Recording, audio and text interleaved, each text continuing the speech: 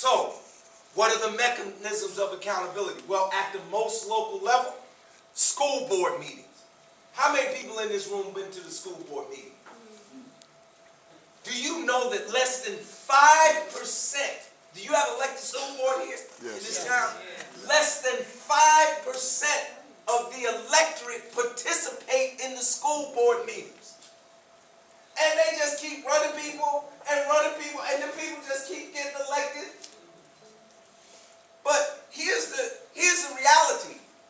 Most school board, if you can organize a block of anywhere from 500 to 1,000 voters, you essentially could determine the outcome of a school board election. If you go and get the returns from the school board election, you'll see that these school board members in some of these towns, they win with less than 500 people. How do you make someone accountable? You have an agenda. Your agenda says we want this, this, this, and this.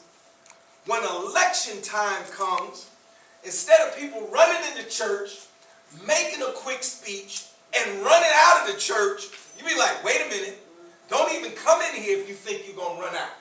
You're either going to come in here and have a discussion and give us an update on what you did to carry out this, this, and this, or you're not going to come in at all. That's accountability. Power respects power. Power respects power. To get somebody to do what you want them to do, you got to talk in the language that they understand. And if you're talking to politicians, they understand a few things, but among those few things are one, votes, and two, money. Votes and money. Those are the instruments of accountability. And your ability to marshal those instruments will determine how effective your representatives will be. But you have to be willing to put in the work to make that happen. And you have to understand that this might be a labor of love for which you will receive no recognition, and maybe for which you will even be condemned. Because you will be the person who be labeled the troublemaker. The one that asks questions. They don't want you to ask no questions. They want you to say everything is okay. But if you're really serious about this, you're the person who asks the questions. You're the person who is informed enough to know when you're getting BS or not.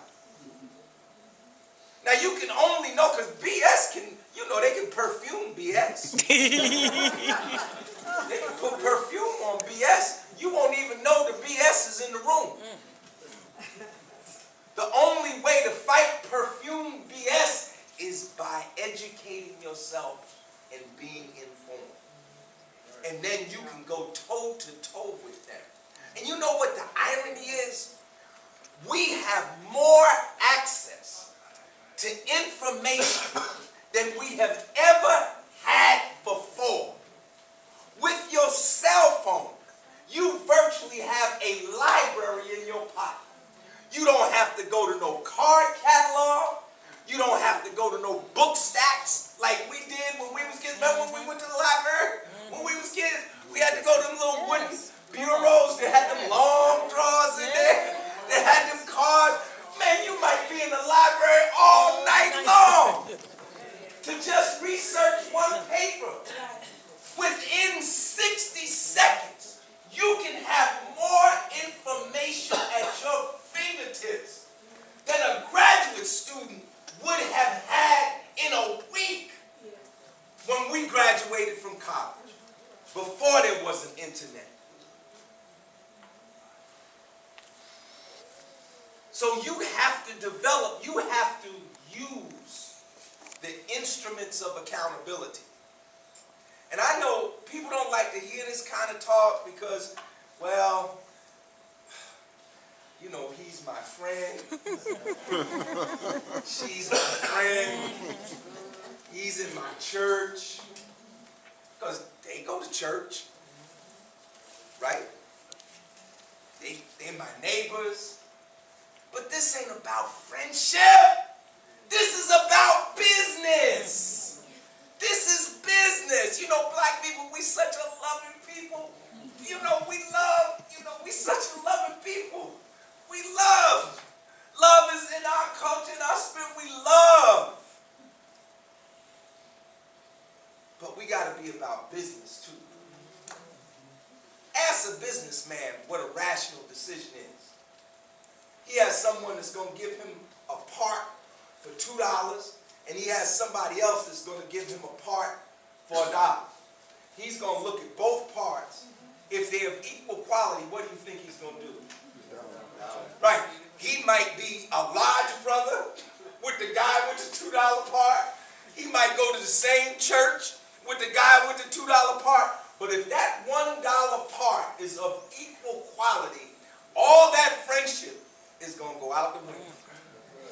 Because he's going to make a rational and economically rational decision. And this is what we have to do now. So, if you want to see Amistad implemented, you got to go to the board meeting. Somebody got to go, and I'm sure the NAACP has. I'm sure Brother Curitan has. You know, but I'm just going over some things that you probably already know, right? But somebody got to go to the board meeting and say, does our school district have a plan for the implementation of the Amistad Act? You don't have to be nasty. You ain't got to call nobody a name. You can be just as nice. Just go to the podium and say, thank you. I just have one question. Do we have a plan for the implementation of Amistad in our district? That's all you got to add. And I bet you get an hour's worth of discussion as to why they don't have the plan yet. So the next person that comes behind you will say, can we get a due date, a deadline on when you're going to implement Amistad in our school district? See, that's how you hold people accountable. And these people are being paid a lot of money. Do you know what curriculum specialists are paid? They're paid 6 figures. They're paid 6 figures. And this is state law. This is not some voluntary thing. This is not the NAACP regulation. Amistad is state law, passed by the legislature, signed by the governor. We're in a situation not unlike when the passage of the Civil Rights Act occurred in 1964. When most of the civil rights protests were happening, they were happening to get the implementation of laws that had already been passed. The Civil Rights Act of 64, the Voting Rights Act of 65. There was a Civil Rights Act of 1960.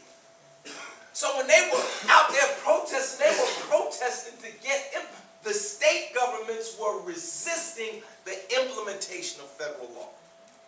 So now we have a situation with Amistad where local governments are resisting the state law.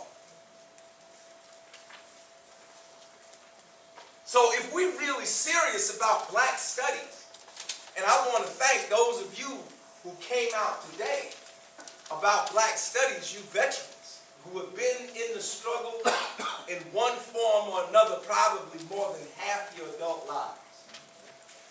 I mean, a lot of you in here are the children of the civil rights and the Black Power movement. A lot of you can remember, like I can remember, when there was no black study. There was no Black History Month. I'm old enough to remember there was no Black History Month.